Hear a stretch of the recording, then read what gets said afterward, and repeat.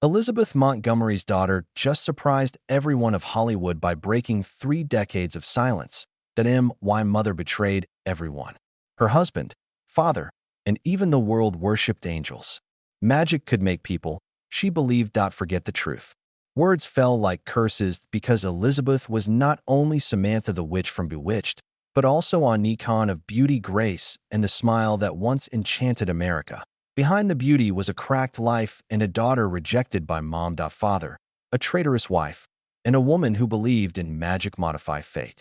Why did it take 30 years, following her death, for Elizabeth's daughter to confess? What caused the family conceal that story for nearly 50 years? Fear or shared belief that bewitched curse may exist? Return to 1951 when 18-year-old Elizabeth Montgomery said, "I will at Hollywood's gates compose my life's magic." No one knew this sentence would start a lifetime tragedy. New York, winter 1951.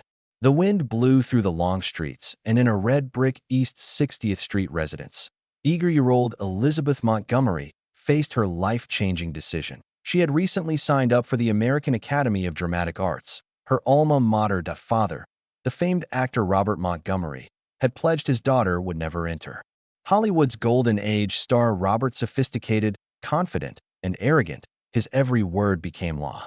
Everything was perfectly organized in the Beverly Hills family mansion. Clean and cool. Dinner was customary. Elizabeth must sit upright and never spoke unless spoken to, and forbidden to mention the cinema or acting. He repeated his line often. Voice quiet but contemptuous. Hollywood is unsuitable for decent people. Woman. Robert thought art was for pretenders and would never compromise. Daughter joins them. Within that tight household, Elizabeth's passion burned silently, dangerously, unstoppably. From childhood, she loved with her father to filming. She liked how light shone on the actors' faces, the camera's hum like another world's heartbeat. A planet where humans might experience countless lives in minutes. In 17, in the MGM studio, Elizabeth watched her father perform and whispered, "Daddy, I want to stand there front of the camera like you." Robert stared at her coldly.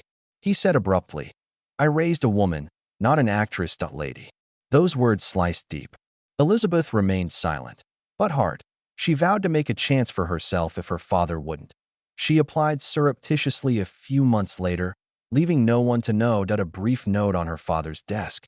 "I'll learn to live, not to please you." Robert raged when he learned. The maid later that he hurled, stomped, and shouted on the letter, That girl will regret being Montgomery." From then on, the home was quiet. Dad and daughter seldom spoke.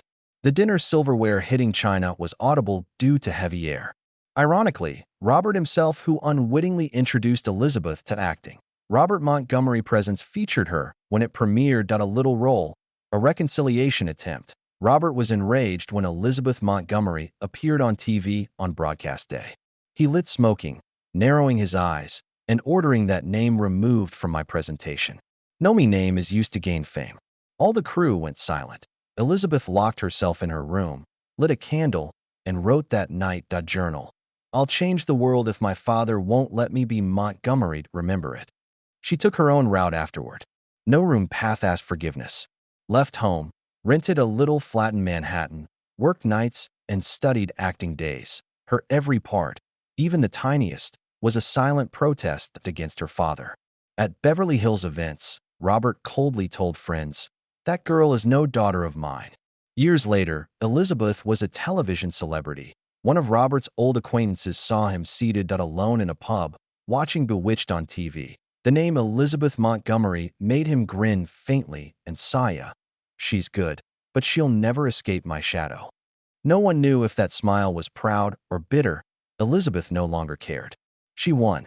She was standing front the camera as she always wanted.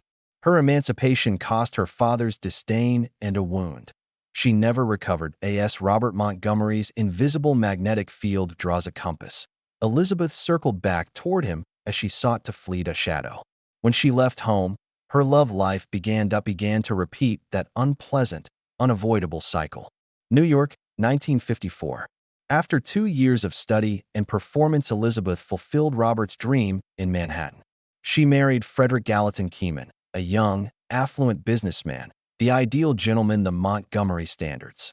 The early spring New York wedding was intimate and lovely, that replete with white flowers, crystal glasses, and all the stability blessings Robert admired. Elizabeth appeared to have compromised, but a few months later, the bridal dress was still in the closet. She realized in the Hudson River apartment that she had married someone else. Frederick was nice and attentive, but he wanted her to return, leave the stage, and become a pleasant Upper East Side painting living room. The marriage ended nicely in fall. Elizabeth learned a hard lesson in New York. Love is never enough if someone won't accept your dreams. Los Angeles, 1956. On July 4th, Hollywood lights sparkle like fireworks on the West Coast. Elizabeth fell for famous actor Gig Young. Attractive, dangerous. She couldn't explain his gift. Power. That power, she later realized it was her father's echo. Hollywood reported that Robert coldly declared before a gathering at a 1956 Beverly Hills party, "If true, she's no longer my daughter." Broke Elizabeth's heart that like a hammer, possibly deepening her affair with Gig, defiant and self-punishing choice. Because booze underpinned that attractiveness, wrath and violence. On the Culver City set, people saw Elizabeth exits a trailer with lipstick and red eyes. Gig Wythe whispered between his teeth that she was too sensitive to be an actress. Love was a sweaty, tearful slope. When it ceased, Elizabeth breathed like a disaster survivor with a shard off glass in her chest that was irremovable. 1963 Malibu Sunset Gower Studios. Then William Asher rose like the sunshine over water. Not only was he a good director, he understood Elizabeth's fixed pace, terror behind her eyes, and how she created characters from invisible details. They fell in love at work. They created Bewitched, 1964, an American television classic. Mid-1960s Los Angeles was improvised jazz, vivid, unexpected, floating. Elizabeth Samantha's nose twitched on-screen. In reality, she and William had children, a family, and a TV empire constructed around them. The Stage 5 studio was described as a warm kitchen home. Lady Elizabeth was expecting. The scripts cleverly carried her genuine tummy through funny situations, and William stood behind the monitor, smiling when she caught the audience's rhythm. It was Elizabeth's most beautiful time, and when the Montgomery loops softly began, because William was her soulmate, metronome, and controller occasionally. His logic and decision-making were superb. This was great until she started suffocating inside. William was an elegant version of Robert, confident in himself. It unknowingly consumed others. When love became production, they missed each other due to schedules. Swallowing a compliment in the corridor, a hand reaching on stage, but unmet. Beverly Hills, late 1960s. Long parties, late-night calls, and William's infidelity rumors. Midnight breeze slipped through the doors. Liz said nothing but wrote in her diary. She wrote one dry line. "I admire men that listen to themselves. Breathe." At the edge, when the cracks had turned to fractures, Elizabeth sought a new rhythm beside Richard Michaels, the young director of Bewitched's 8th season. She saw a listener in Richard. Not to a star, but to a woman. They began a covert affair, and the price came suddenly, like a clean cut on the Columbia Screen Gems lot in 1972. Whispers become cacophony. When the secret went out, it burnt via every single thread, connecting the actors, the crew, and the couple at the center of the storm. Episode 8 of Bewitched ended suddenly. Season, as if someone had switched a switch mid-laughing. They termed it betrayal chain. William deceived first, Elizabeth later, and she in powerless. She saw herself repeating everything she hated in her father, believing she was right and attacking others. The scent of guilt lingers that followed Elizabeth for years. Regaining breath, 1973, 980s. After the studio lights went out, Elizabeth departed parties, meaningless praise, and frigid touches. She met Robert Foxworth. Lake, not lightning. Presence, not dominance. In Eno, then Beverly Hills, they lived a regular life. So Elizabeth realized what she had never known. Peace. Foxworth didn't fix or pace her, just stood near her so she could steady herself. If William reflected refinement, Robert Fonworth reflected peace. She searched her whole life. Year-long cohabitation preceded formal marriage, a discreet decision, like returning the wedding dress to the glass exhibit of memory and wearing a cozy jacket on the windy day Laurel Canyon days. In silence, Elizabeth finally gazed into Montgomery Loop. Although safe, Frederick ordered she lose her identity. The concert was violent as hail. William, the mastermind, orchestrated love. Orv was the first to rest after Richard's brief but costly escape. Hand on her shoulder without pressing, letting her know she could stay. When she sighted their faces, Elizabeth realized she had picked guys who carried her father's name. Message: be silent. Do well. Stand still. Only in many forms and intensities. Each time she resisted, message, her life broke again. Only with Foxworth did the message changed. Being yourself is possible. After 1975, Elizabeth rarely discussed her private life. At Santa Monica Pier in the wind afternoon, she told a reporter, "I no longer need to shatter to prove I exist. I only need to breathe." The words were sea light, but they were a woman's manifesto after leaving a maze. Love was no longer a conflict or mirror for her father. Finally, a somewhere to rest. Elizabeth recalls her life. Romances form concentric circles. In the middle, Robert Montgomery, first ring, father-like males. Her second insurrection circling his gravitation, and the outermost ring wide, and still Robert Fitworth. From NYC 1954 to LA 1972, she found one basic love after many losses and experiments. Truth. Youth frequently forget freedom is not doing what you want in front of someone. It requires no permission. When Circulated came knocking in early 1995, Foxworth held her to reading fan notes and supporting her through weariness. Her final love was quiet, unproven, undemanding. Like an open-windowed chamber, Elizabeth could set every role, including Samantha and Robert's daughter. Elizabeth exhausted enough to need a shoulder, powerful enough to forgive, especially herself. If the red thread is named the desire to be herself, while standing firm runs through Elizabeth Montgomery's love story, that with another. After going via Frederick, Gig William, and Richard, the echoes of her father reached Foxworth, where the loop ended. Elizabeth no longer loved for defiance or validation. She liked life itself.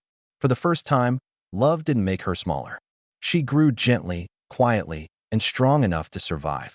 She lived in Beverly Hills until 1995. Leaving the painful whirlwind, Elizabeth believed her final marriage to Robert Foxworth brought her peace. But being too used to upheaval, she could never live completely still. When love left her heart, Elizabeth returned to her trademark studio lights. With her return, another aspect of her emerged. Elizabeth Montgomery, true magic believer. On-screen Samantha from Bewitched merely required a twitched nose to transform her world. But off-screen, Elizabeth Montgomery believed in invisible forces stronger than skill or scripts, powers she felt inherited. Los Angeles, 1966. When Bewitched was at its apex, no one on set believed that Elizabeth had become studio soul. She arrived every morning before filming. Earlier than others. People reported she always carried a little stone that she dubbed the energy charm in her pocket. Charm from a little Massachusetts community, the same rain previously Homedo Salem, which trials. The stone had positive energy, she thought. Her frequency helps each shoot flow well. Her co-star Agnes as Samantha's mother, Moorhead remarked, Elizabeth wouldn't discuss before every scene, you'd just sit quietly, hands on knees, eyes closed, mumbling. She looked lighter and brighter when she opened her eyes. Also farther. Rumors travel fast. One night after everyone departed, the lighting technician returned to switch off the lights and saw Elizabeth, solo in the dressing room. Candlelight flickering, she whispered an incantation. When asked, she grinned and claimed it was a tradition to transmit positive energy. Some thought it was a strange habit, but in Hollywood, where every mystery can become controversy, it was blown up. Off-screen tabloids branded her the witch. A 1967 magazine headline screamed, Elizabeth Montgomery lives and acts as a witch. Like one. Elizabeth quieted as talk spread. She didn't fight or grow upset, just kept that pale, inscrutable expression. Her grin made everyone inquisitive, and her stillness sometimes made Theon crew member recalled. She walked on to blow a kiss at the empty audience seats and said, "Thanks for today's vigor." Her audience was unknown. On that day, every take was perfect. One shot, no retakes. Her close colleagues defended her. They said Elizabeth wasn't superstitious. Spiritual, she was. She believed in positive energy, resonance between emotion and result. Lighting director stated she didn't think she was a witch, but she believed in magic. Thought. Sometimes belief is a sort of magic. Not everyone accepted it. Crew members distanced themselves. They worried about her piercing eyes, too serene, as if they could see through Hollywood's facades. Some whispered Elizabeth had unusual energy, creating disasters on set. Mics collapse, lights flicker, props move without contact. Nobody ever proved anything. Still, in a business where coincidence easy becomes omen, Elizabeth Montgomery, the genuine witch, spreads legend like. In 1970, a reporter personally asked her about it. Elizabeth chuckled, chin on hand, eyes bright but wistful. "I suppose believing in good things is magic makes me a magician," she remarked at which. Her delicate, insightful, and cryptic response captivated onlookers. Love her more. They assumed Elizabeth's magic wasn't natural, the curses or spells, but from her brightness, hope that anybody could love, kindness, and courage may transform reality. This notion may have also caused Elizabeth to deviate from the physical world. In the late 1970s, she grew more private.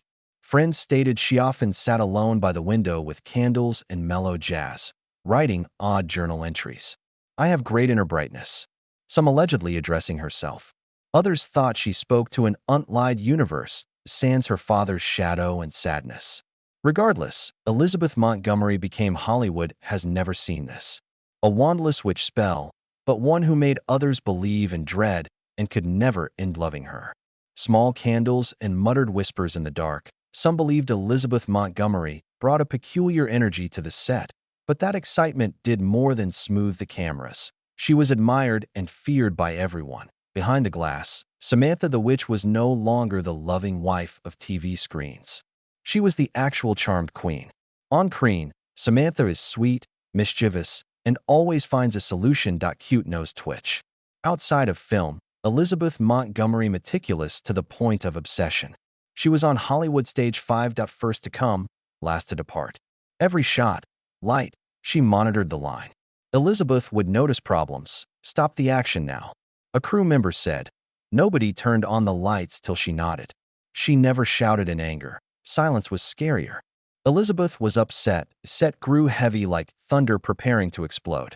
A few minutes of silence were enough to make the director or cinematographer retake a scene.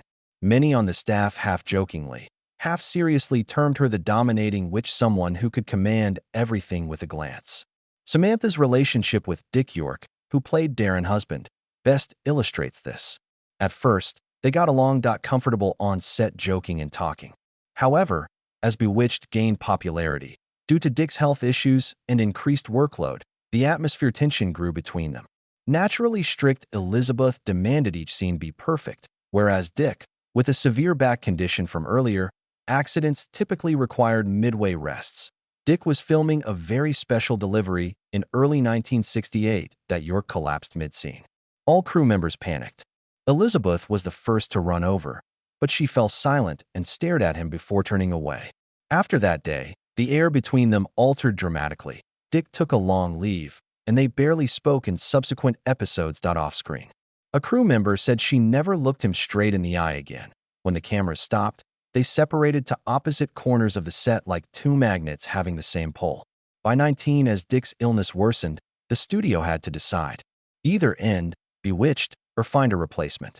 Rumors spread along Hollywood Boulevard that Elizabeth had directly pressured Screen Gems to replace York with Dick Sargent, who seemed more professional and in sync.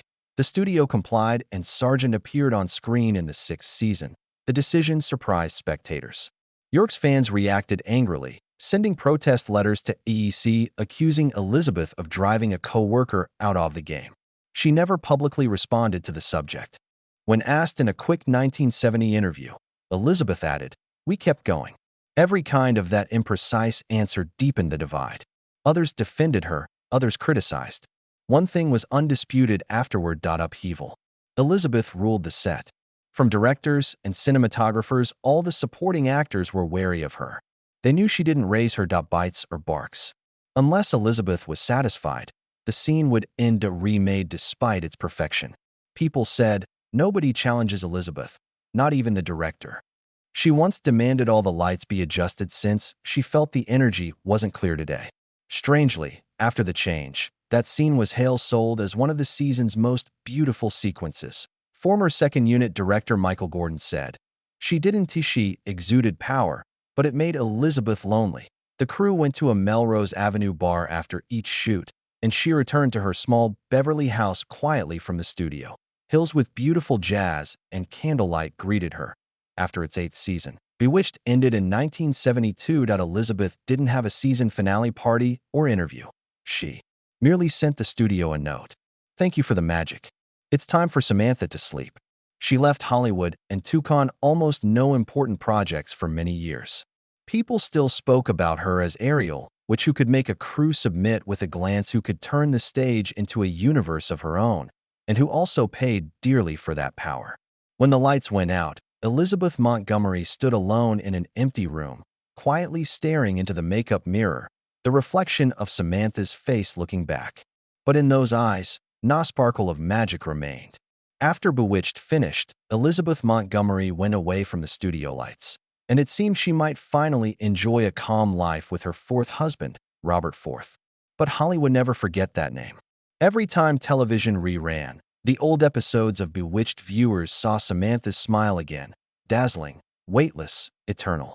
Nobody predicted that the woman who made the world faith in magic was facing death, which magic could not change. Miami, spring 1995. Elizabeth was 62, filming the TV movie deadline for Murder Edna Buchanan Files. She felt hot at midday. Unwell. She thought it was weather-related flu. I'm fine, she said told Foxworth via phone. Her voice remains calm. Elizabeth appeared different to co-workers. Short breathing, pale skin, fading brightness in her eyes. Back in L.A., Foxworth convinced many Hollywood stars had been treated at Cedars-Sinai. The doctor's modern colorectal cancer cells were shocked, already liver metastasized. News hit fast. After hearing it, Elizabeth sat silently, gripping her robe. This was her only question. I have how long? The doctor remained silent. But Elizabeth understood and chose. Only a freedom believer could choose this path. She rejected hospitalization. I don't want to perish under the hospital lights or frigid. I want candlelight and music that you smell my house would. Elizabeth returned a few days later. Her little Beverly Hills house, where she cultivated jasmine and kept an ancient piano by the window. Robert Foxworth accompanied her everywhere that night, holding her hand and reading international fan mail. Something she did in her latter days was unknown till later. Foxworth said in a rare interview, I entered the room one evening and found her burning dozens or hundreds of old letters in the fireplace. Her father Robert Montgomery's penmanship. Elizabeth smiled sorrowful and didn't say anything. They had one 1940 photo together, which she treasured. 7. Elizabeth beams as she hugs her father in the only photo ever seen me. She muttered and tucked the photo into her diary's final page. Father never believed I believe in magic, even if only to remember him. On May 18, 1995, 33 days after her 62nd birthday, at her sleep, Elizabeth Montgomery died at that residence. Her only companion was FEUR'd, no breathing tubes, no machine lights, only candles and jazz. Americans learned about her death. The tabloids labeled it the end of classic witches on TV. Strange stories appeared immediately after the funeral. Within a decade, several Bewitched performers, Alice Pierce, Gladys Kravitz, Dick York, and Paul Lynde, died in middle age, usually from disease or accident. Hollywood tabloids promptly reported after it was left. Stage 5 was considered to be cursed, that lights might flicker at night if unattended. Some claimed to have seen a white-dressed figure pass through to Samantha's living room set's doorway. A technician stated, I was turning off the I felt strength when I heard Samantha chuckle lightly on TV. Although no one proved anything, the rumors spread quickly to Screen Gems hired lot security. A Los Angeles Times reporter wrote that in Hollywood, nothing is more than the curse, so perhaps they invented it. Her loved ones. The curse wasn't immortal, that's supernatural. Elizabeth's death was described as a soul's closure aggressively.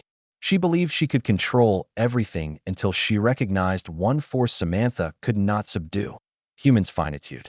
Her Beverly Hills Cannon Theater funeral was subdued. Hancock played Elizabeth's favorite, and Robert IV read the ending that magic is in humans.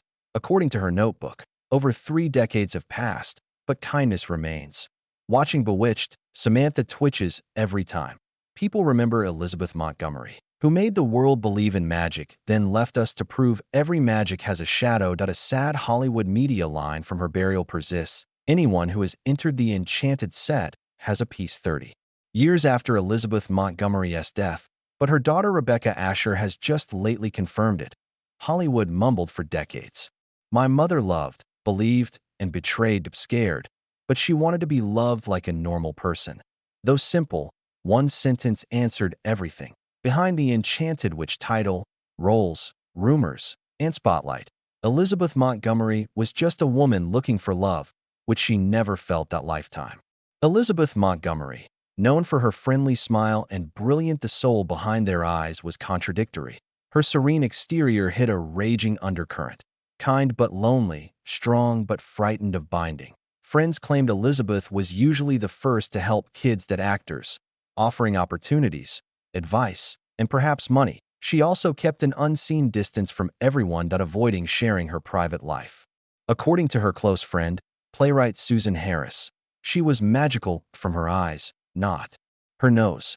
You both felt seen by that stare. In her final years, Elizabeth increasingly she left the set to work on social issues. Children's charity, opposing the Vietnam War, and the women's equality movement was seen as her compensation for her strict father, who felt women were born exclusively. Elizabeth stated in a 1989 interview, "I can't change what my father taught, but I can follow his greatest fear. Freedom." She retired quietly, her Beverly Hills home with Robert Sworth. That modest abode was bright, candle fragrance and quiet. Yet Elizabeth never let go. A tea and exhibition honoring her father in 2025, 30-year anniversary of Elizabeth Montgomery's death. Family shows. An old letter found unsent. 1940 father-daughter photo with diary, the same photo she cherished in her final days. Dear Father, it took me years to grasp why you never told me I was nice and feared me. I was like you. Yes, I understand. No one knew how to love without hurting. I pardon you. Maybe I'm more like you than I thought. Her daughter Rebecca Asher read the letter on camera at the memorial. Her voice shook, but her eyes were proud. Mother was more than an actor.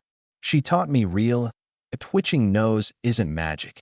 Your courage to forgive, even your personal history. The room went silent. Samantha's old enchanted posters swayed in the breeze that appeared to smile. 30 years later, Elizabeth Montgomery was still there. The woman who popularized magic. She never got the spell she wanted to be loved by her father as his daughter. Perhaps her modest but eternal she was the heart, which because of unmet longing. The woman who even after death, people believe within themselves some magic remains for us. If only we could love and forgive. 30 years after Elizabeth Montgomery's death, her narrative continues. Like Elizabeth's name alone makes Samantha's nose twitch famous. People remember a beautiful age of TV, faith, and affection. Shadowy. That legend is more than a tale. Star, but a common reminder. Every magic comes from a heart that has known hurt. Elizabeth Montgomery was more than a witch. She was a woman who lived, loved, derided, and forgave humanly. Whatever magic survives after 30 years is hers behind. It makes us believe kindness and courage can still exist. Sweeten every grief. Leave a comment if this story moves you. Comment below. Remember to like, subscribe, and turn on alerts to join us in unearthing the secrets, tragedies, and forgotten Hollywood magic. In that area where every smile casts a shadow and legend leaves whispered.